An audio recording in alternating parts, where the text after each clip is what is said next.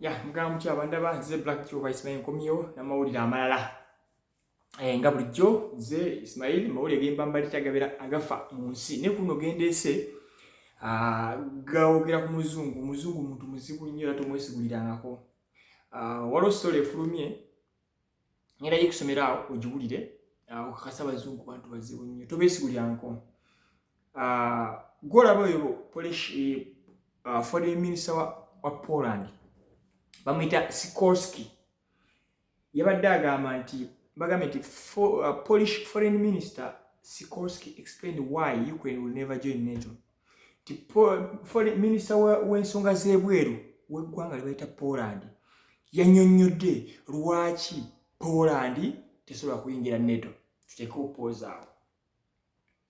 Mukimanyi nti Ukraine okugenda mu lutalo ekyagitwala mu lutalo n'okulemerako mu mbeera zonna ng'egamba yakuyingira NATO. Yali plan y'abantu bonna abaakafa bafa kubanga mu Ukraine yagala yingire mu NATO era yagala yingire mu European Union. Era abasajja abo yamu ba Poland Abangereza n'Abazungu ba Poland byeyogera bituufu baba bagitumye banoonya Ukraine bagisuulira mu bbaasi aho bagiveeko. Abasajja abo bonna bawaganga Ukraine igenda kuyingira NATO era nga bawaana era evolution eno n'ensi ezayingira tugeze Sweden ne Finland bagamba ki ekyo Putin yali alowooza simanya akoze biki mbwa aganda Ukraine kuyingira NATO. Poland gundi eyingidde Finland ne Sweden so nga bakolaga ne Poland bennyini nga bawagira Ukraine igenda kuyingira mu NATO bonna abagiwagira nti budde bunaatuuka ejja kutuuka kati sawa bakugamba they will never listen to that. He explains why Ukraine will never join NATO. Teri yingira mu NATO. Twali onagamba nti batujja jingiza ngalo nti teri yingira mu NATO nakuwa ensonga ze.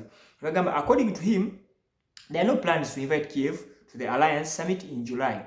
He recalled that nti okusinzira ye ku ndowooza ye tewali nteekateeka yonna yakuyita Kiev that is Ukraine wa capital city yaabwe okujingiza mu alliance yaabwe mu kakundiri kaabwe akanaabeera bagenda kukola meeting ejja kubeera mu July mu gw'omusanvu.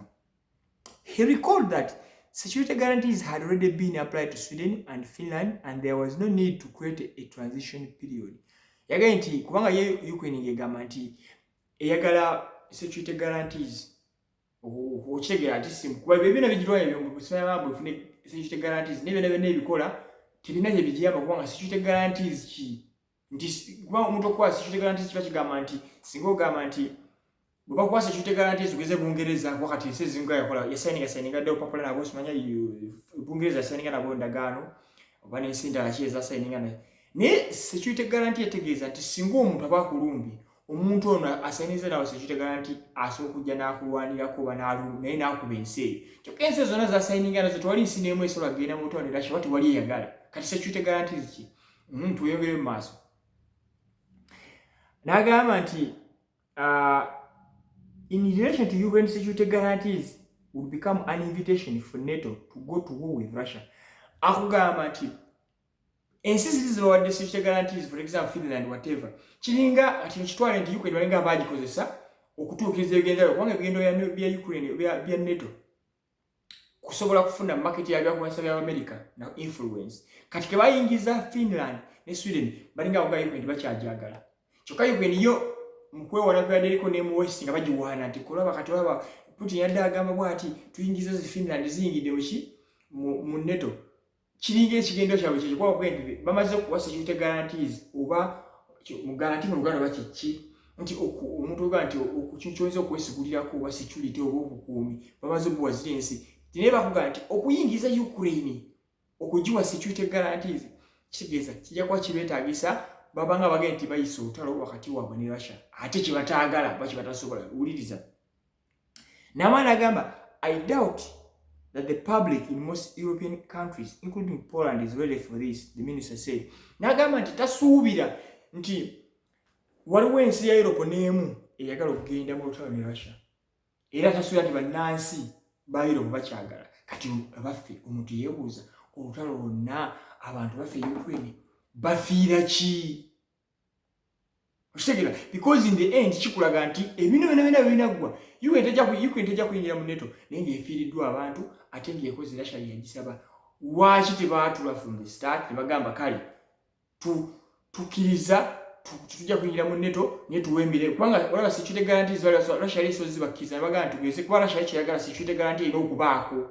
Kibaga nti kuliko France Bungereza nki Russia erina okubaako nga security guarantee kubanga eri ebeera nsinga egirya nyoba. Okitegera bali Ukraine nga Russia terina kubaako. Ate Russia obutaba bakukitegeeza nti ogenda kuddira abalabe baayo baleetaawo balumbe Russia.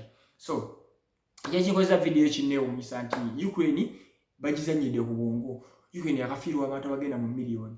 Ukraine yalina abantu miliyoni bagaba yalina miliyoni ndowooza nga 4 oba something like that. N'essaawa ziyinza okuba eyinza okuyina mu miliyoni nga 2 ez'abantu. That is too much loss. Kubanga abantu bakulakulanya ensi. Abakazi bagenze, abaana abasinga bagenze, abantu abakulu bafudde, abavubuka be batwala ku ntalo kati babasanga basanze batwala ku ntalo ku front kulwana. Ate omuntu atalina experience of course osobola kukola kikulwana. Otwalo balwana tebalina air superiority. Makosa air defense system tugeze ez'Amerika n'ensi za yayo. Nitisobola bayamba forever. Kubanga omusajja omurasha ajja kuyiyo okulanga amanya Patriot weri kwa bazikuba Russia ezikuba era nejja ne babombinga. Okitegera bayinamu akabayamba okubeerabeerawo naye oyo same you cannot fight a war ku muntu nga Russia ng'akuli kumpi. Singa Ukraine yali wala nti Russia yeetagisa okutambuza logistics biki abantu muli ku border ne Russia erina ebyokulwanyisa ebyekolera mwe baba wabiwe mubisaba busabi. You cannot beg tumusobola kulwana tulawe tukati kikola tubaga nti omusajja omukulembeze waabwe ba Ukraine akanywa enjaga aliko ekikyamu ku bwongo. You cannot win such a war. Sekiwa kinkoseza video eno ninga nti ne bazungu lwaki batisa bannaabwe bati kubanga ne Russia neefiiriddwa abantu baayo but Russia ye kugamba kyetaaga ati security reasons ate mukiraba for example obulumbaganyi bwabadde wano bwakoleddwa Ukraine ekifo ekibuga kati ng'ebibuga ebiriraanye Ukraine ekibuga kyebakubaako bakita Beriansk bakita Belgorod bakikubaako batta abantu aba bulijjo which means Russia kugamba that's the reason that's what they were expecting. Singa otalo utandika it is very easy okutargetinga Russia ng'ova Ukraine okuba ebibuga byayo so they were trying to do a preventive measure okusobola okujjawo embeera eyo. So byebyo the Black Jew sharinga video eno giwako omuntu omala atamanyi bigenda mu maaso oba alina endowooza endala teekawo comment like nga sharinga tuddemu tuwuliziganye.